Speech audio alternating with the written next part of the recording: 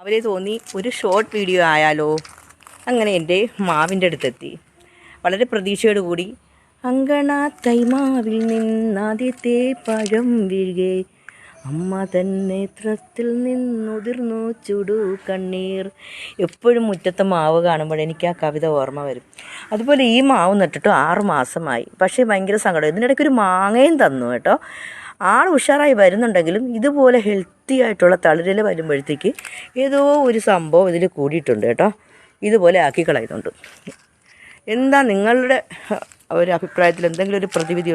ചെറിയ പൊടിക്കൈകളൊക്കെ ഞാൻ ഉപയോഗിക്കുന്നുണ്ട്. ഇനി ഏതെങ്കിലും ഇതുമായിട്ട് ബന്ധപ്പെട്ട ഒരു ഡോക്ടറെ കാണണം. എല്ലാത്തിനിപ്പോൾ ഡോക്ടേഴ്സാണല്ലോ. ഓക്കെ, മുറ്റത്തൊരു മാവ് നിങ്ങൾക്കൊക്കെ ഇഷ്ടമല്ലേ? അതൊരു വല്ലാത്തൊരു മലയാളിയും മാവും, അതും പ്രത്യേകിച്ച് മുറ്റത്തൊരു മാവ് വല്ലാത്തൊരു ഇഷ്ടമുള്ളൊരു സംഭവമാണ്. ഞാനിതിനെ ഓക്കെ ആക്കി എടുക്കും.